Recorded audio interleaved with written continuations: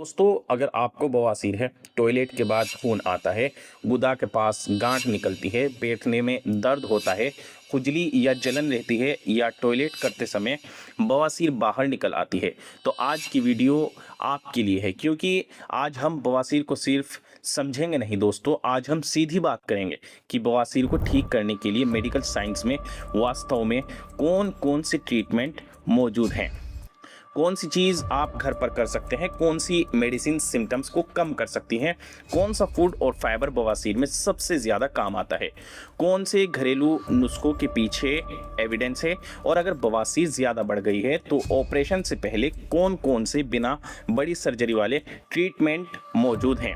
दोस्तों, मैं हूं हेल्थ एजुकेटर माज और इस चैनल पर कोशिश यही रहती है कि हेल्थ से जुड़ी बातें आपको आसान भाषा में और भरोसेमंद मेडिकल एविडेंस के साथ समझाई जाएं। अगर आपको भी बवासीर की प्रॉब्लम है तो कमेंट में सिर्फ इतना लिखिए, आपकी सबसे बड़ी परेशानी क्या है।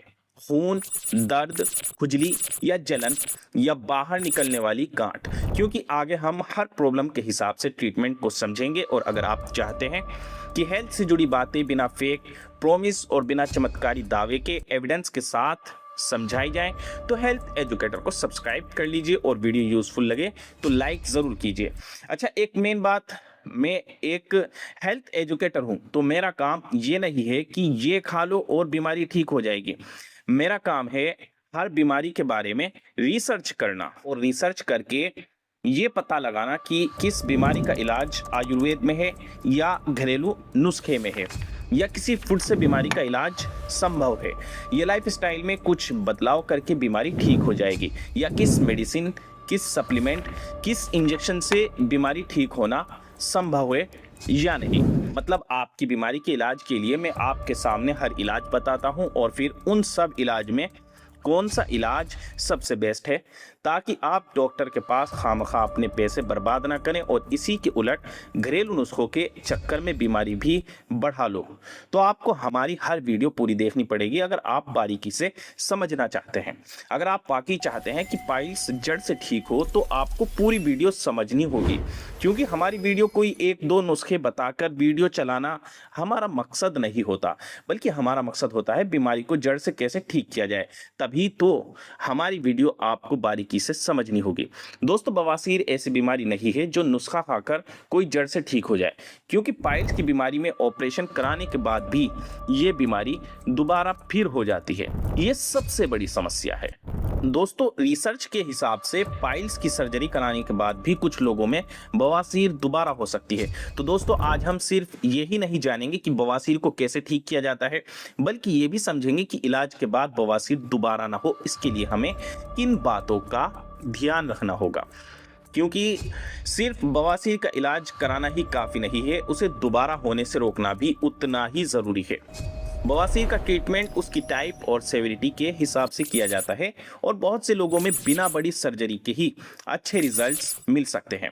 American society of colon and rectal surgeons यानी ASCRS की 2024 क्लिनिकल प्रैक्टिस गाइडलाइन के अनुसार सिम्टोमेटिक ग्रेड 1 और ग्रेड 2 हेमरॉइड्स और कुछ ग्रेड 3 हेमरॉइड्स यानी बवासीर में ऑफिस बेस्ड प्रोसीजर्स प्रभावी तरीके से किए जा सकते हैं, और इनमें रबर बैंड लाइगेशन को सबसे इफेक्टिव ऑफिस बेस्ड ट्रीटमेंट माना गया है। यानी अगर आपको बवासीर है तो आपके सामने सिर्फ दो रास्ते नहीं हैं, या तो घरेलू नुस्खा करो या ऑपरेशन करो। इनके बीच कई मेडिकल ट्रीटमेंट ऑप्शंस मौजूद हैं। अब सबसे पहले उस ट्रीटमेंट से शुरू करते हैं जिसे medical guidelines first line treatment मानती है, और वह है फाइबर और सही बाउल हैबिट्स। यहाँ मैं आपको सिर्फ ये नहीं कहूँगा कि फाइबर खाइए, बल्कि समझिए कि फाइबर बवासीर में करता क्या है।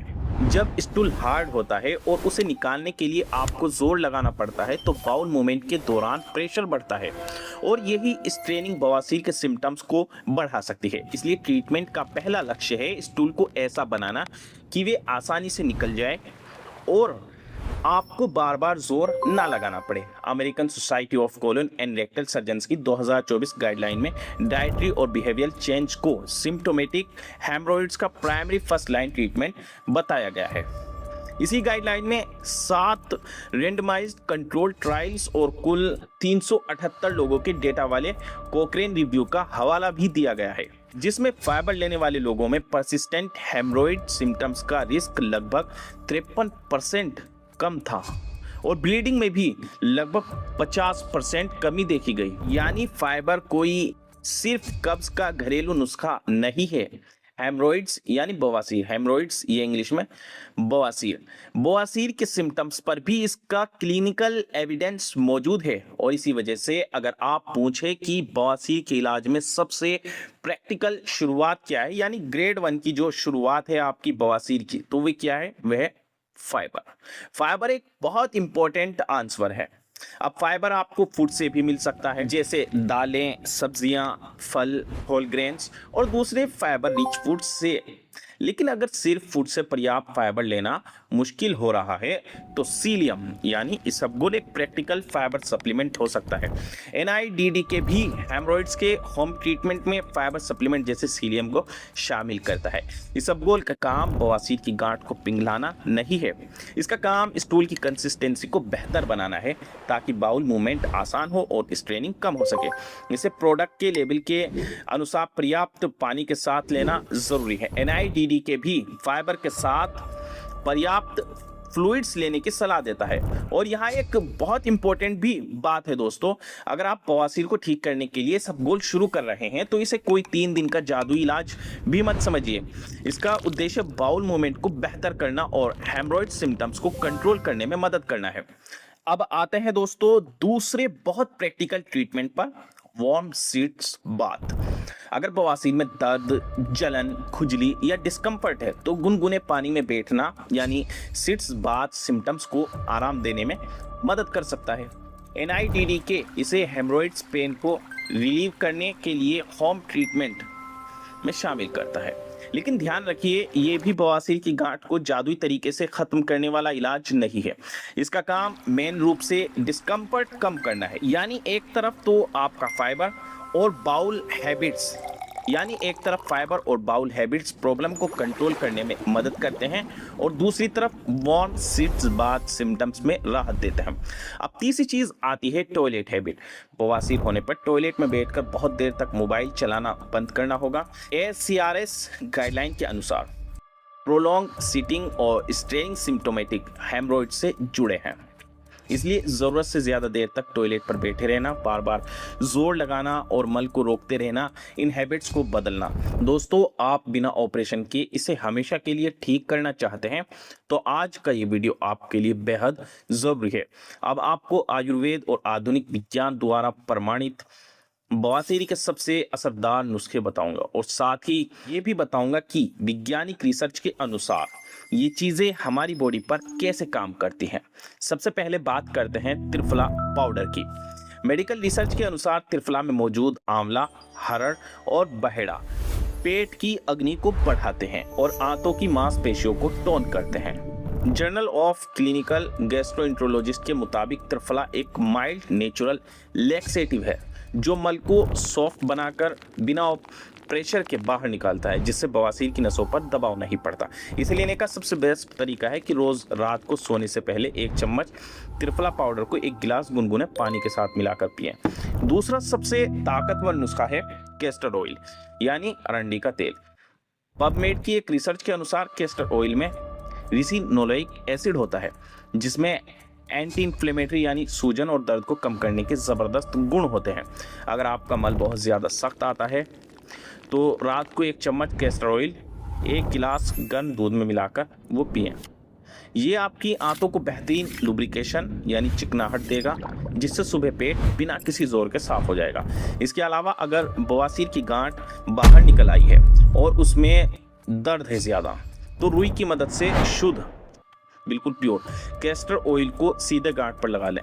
ये वहाँ की सूजन को बहुत तेज़ी से सुखा देता है।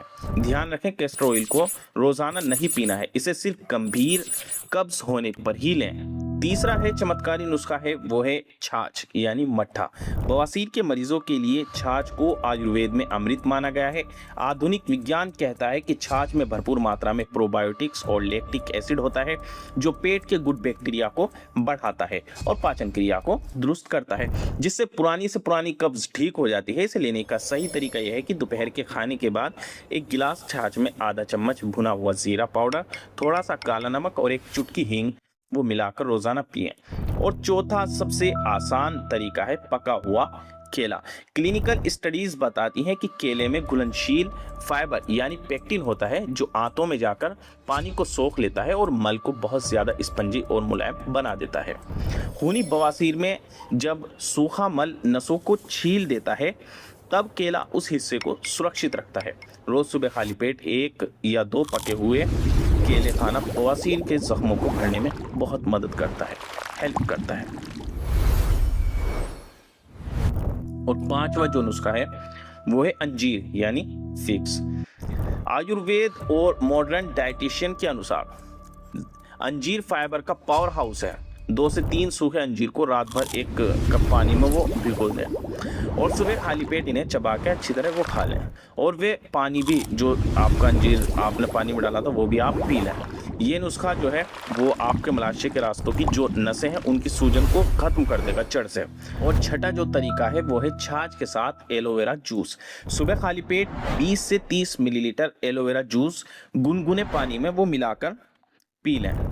तो इसको पीने से आंतों के जो घाव हैं वो बहुत जल्दी ठीक होता है। इन नुस्खों के साथ आपको कुछ मेडिकल गाइडलाइंस का भी ध्यान रखना होगा, जैसे दिन में कम से कम 3 से 4 लीटर पानी वो आपको ज़रूर पीना है ताकि बॉडी हाइड्रेटेड रहे। टॉयलेट सीट पर कभी भी 5 मिनट से ज़्यादा बैठें ना रहें और मोबाइल का इस्तेमाल बिल्कुल बंद करें क्योंकि ज़्यादा देर बैठने से मलाशय की नसों पर खून का दबाव बढ़ता है और गांठ बड़ी हो जाती है।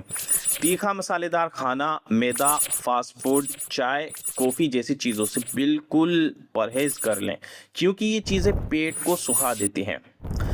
अगर आप इन घरेलू नुस्खों को सही तरीके से अपनाते हैं और पूरा परहेज रखते हैं जो चीज़ों का मैंने आपको बताया, तो आप इन घरेलू नुस्खों को सही तरीके से अपनाते हैं और पूरा परहेज रखते हैं तो पुरानी से पुरानी बवासीर में भी आपको कुछ ही दिनों में आराम दिखने लगेगा। अगर जानकारी अच्छी लग रही हो तो वीडियो को अभी लाइक करें और चैनल को भी सब्सक्राइब कर लेना। दोस्तों, अब बात आती है बवासीर में एक्सरसाइज की। एक्सरसाइज का मकसद सीधे बवासीर की गांठ को ख़त्म करना नहीं है बल्कि ऐसी एक्टिविटी करना है जिससे बाउल हैबिट्स बेहतर रहे और लंबे समय तक बैठे रहने की आदत कम हो। 2024 की American society of colon and rectal surgeon की गाइडलाइन में भी लाइफस्टाइल और बाउल हैबिट्स को बवासीर के शुरुआती मैनेजमेंट का हिस्सा माना गया है। इसलिए सबसे प्रैक्टिकल एक्सरसाइज है रोज़ की हल्की सी मॉडरेट वॉकिंग, जैसे आराम से तेज़ चाल में चलना अपनी क्षमता के अनुसार। अगर आप लंबे समय तक कुर्सी पर बैठते हैं तो बीच बीच में उठकर थोड़ा चलना भी अच्छी आदत है। दोस्तों, अब फिलहाल मैं आपको बिल्कुल साफ मोटा मोटा बताता हूं बवासीर में आप क्या करें, इसे ठीक करने के लिए घर पर क्या खाएं और इन नुस्खों के अलावा और क्या नुस्खा आजमाएं जिससे रिजल्ट और तेज़ी से मिले।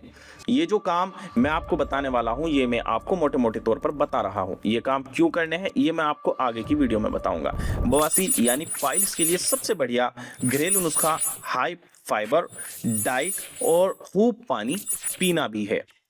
कब्ज यानी कॉन्स्टिपेशन को ठीक करके ही बवासीर को जड़ से खत्म किया जा सकता है। बवासीर की सबसे बड़ी वजह है कब्ज, मल यानी स्टूल का कड़ा होना। इसको ठीक करने के 2 सबसे बेहतरीन नुस्खे हैं। इसबगोल की भूसी रोज़ रात को सोने से पहले 1 चम्मच इसबगोल गुनगुने पानी या दूध के साथ वो ले लें। ये पेट साफ करने में मदद करेगा। और दूसरा नुस्खा है एलोवेरा जूस। सुबह खाली पेट 20 से 30 मिलीलीटर एलोवेरा जूस पिएं। ये सूजन और जलन को शांत करता है। पाइल्स को ठीक करने के लिए आपको अपनी डाइट में फाइबर बढ़ाना होगा। अपनी डाइट में ये चीज़ें शामिल करें। हरी सब्जियां, पालक, लौकी, तोरी और कद्दू ज़्यादा खाएं। फलों में आप पपीता, सेब यानी छिलके के साथ सेब लेना है और केला रोज़ खाएं। अनाज, चोकर वाले आटे की रोटी और दलिया सबसे बेस्ट है। पानी दिन में कम से कम 8 से 10 गिलास ज़रूर पिएं। ये जो खाने की चीज़ें हैं मैंने आपको बताई हैं, ये पाइल्स में किसी दवा से कम नहीं है। अब इसके बाद अगर आप ये चीज़ें खा रहे हैं तो बवासीर कभी ठीक नहीं होगी, ये भी समझें। इन्हें आज ही बंद करें। तीखा और मसालेदार खाना, लाल मिर्च और गरम मसाले से बिल्कुल दूर रहें। मैदा और फास्ट फूड, पिज़्ज़ा, बर्गर और समोसे जैसी चीज़ें कब्ज़ को बढ़ाती हैं। चाय और कॉफ़ी ज़्यादा कैफीन शरीर में पानी की कमी करता है और मल को सुखाता है।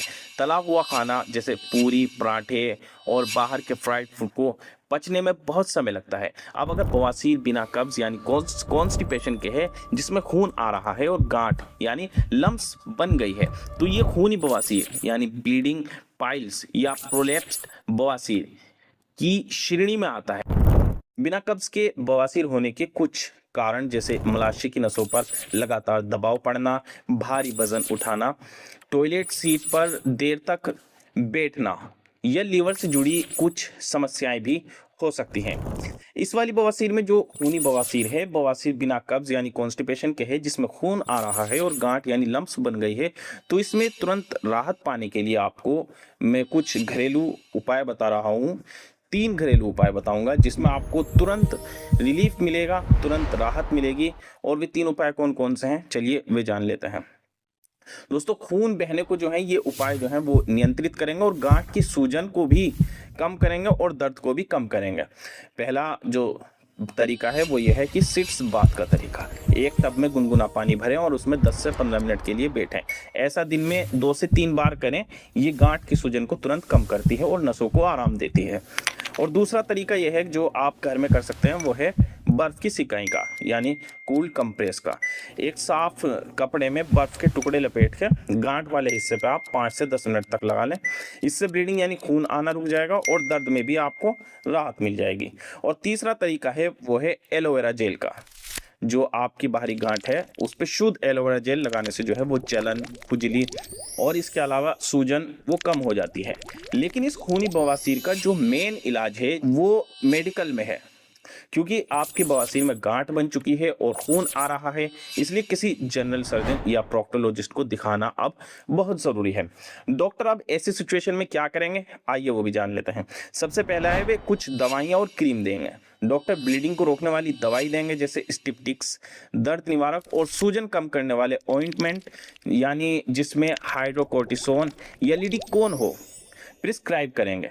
फिर जब दवाई भी काम ना करे तो इसके बाद आता है दूसरा ट्रीटमेंट, रबर बैंड लिगेशन का यानी बेंडिंग का। अगर गांठ अंदरूनी है तो डॉक्टर गांठ के निचले हिस्से पर एक छोटा रबर बैंड बांध देते हैं। इससे गांठ में खून की सप्लाई रुक जाएगी और वे कुछ दिनों में सूख कर ही खुद ही गिर जाएगी। अगर फिर ये ट्रीटमेंट भी कुछ % काम ना करे तो इसके बाद आता है तीसरा ट्रीटमेंट, लेजर ट्रीटमेंट यानी लेजर सर्जरी का। यह बवासीर का सबसे आधुनिक और दर्द रहित इलाज है। लेजर बीम की मदद से सूजी हुई नसों और गांठ को बिना किसी चीर फाड़ के सुखा दिया जाता है। इसमें मरीज अगले ही दिन से अपने काम पे लौट सकता है। अब आते हैं मेडिसिन पर, क्योंकि बहुत लोग पूछते हैं कि बवासीर में कौन सी दवाई लगाई जाती है। माइल्ड पेन, एचिंग और स्वेलिंग के लिए कुछ over the counter hemorrhoids creams, ointments या सपोजिटरीज इस्तेमाल किए जाते हैं NIDDK के अनुसार। इनमें कुछ प्रोडक्ट्स माइल्ड पेन, स्वेलिंग और एचिंग में रिलीफ दे सकते हैं और आमतौर पर इन्हें शॉर्ट टर्म इस्तेमाल भी किया जाता है। लेकिन यहाँ एक बहुत ज़रूरी बात है, ये मेडिसिन सिम्टम्स को कंट्रोल करने के लिए होती हैं, हर तरह की हेमोरॉइड्स को परमानेंटली रिमूव करने के लिए नहीं। HCRS भी बताता है कि टॉपिकल मेडिसिन में हाइड्रोकोर्टिसोन, फिनाइलफ्रीन, प्रोमोक्सिन और विच हेजल जैसे एजेंट्स इस्तेमाल होते हैं।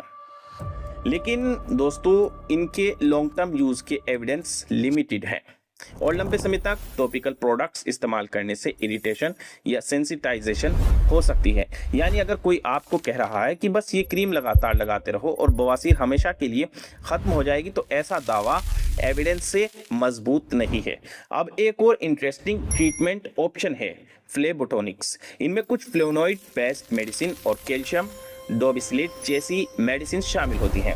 HCRS की 2024 गाइडलाइन में कोचरेन रिव्यू के आधार पर बताया गया है कि फ्लेबोटॉनिक्स से कुछ पेशेंट्स में एचिंग, ब्लीडिंग और ओवरऑल सिम्टम्स में इंप्रूवमेंट देखा गया है।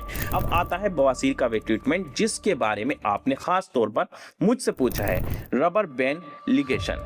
और इसे बहुत ध्यान से समझिए क्योंकि ये ऑपरेशन नहीं है, लेकिन इसे घर पर खुद करना भी बिल्कुल सही नहीं है।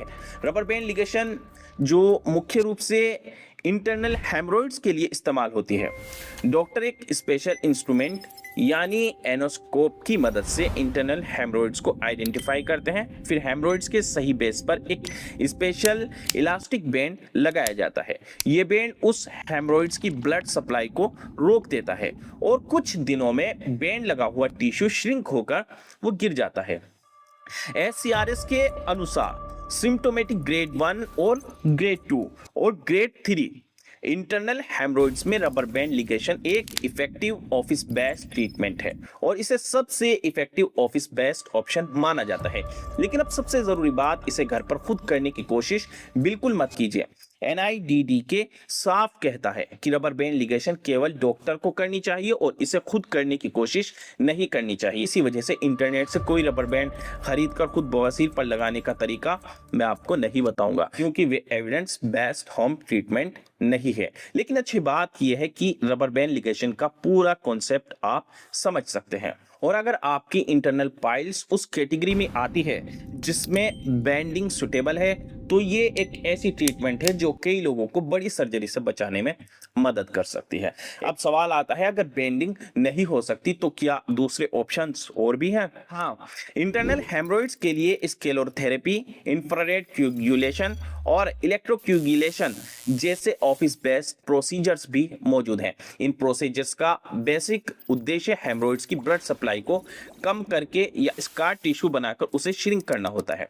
और अगर हेमरोइड्स बहुत बड़ी है, बार बार प्रोलैप्स होती है या ऑफिस ट्रीटमेंट से पर्याप्त फायदा नहीं मिलता, तब सर्जरी जैसे हेमोरॉइडिक्टमी या कुछ सिलेक्टेड केसेस में स्टेप्ड हेमोरॉइडोपैक्सी जैसे ऑप्शन पर विचार किया जा सकता है। यानी ऑपरेशन आखिरी रास्ता हो सकता है, लेकिन हर बवासीर में ऑपरेशन जरूरी नहीं होता क्योंकि अब आज के समय में पारंपरिक ऑपरेशन की जगह लेजर सर्जरी और स्टेपलर सर्जरी जैसी आधुनिक तकनीक आ चुकी है जिसमें बिना किसी चीर फाड़ या टांके के लेजर बीम से गांठ को अंदर ही अंदर सुखा दिया जाता है और मरीज अगले ही दिन से अपने काम पर लौट भी जाता है। इसलिए खूनी बवासीर या गांठ होने पर इसे छुपाएं नहीं और तुरंत किसी जनरल सर्जन या प्रोक्टोलॉजिस्ट से सलाह लें।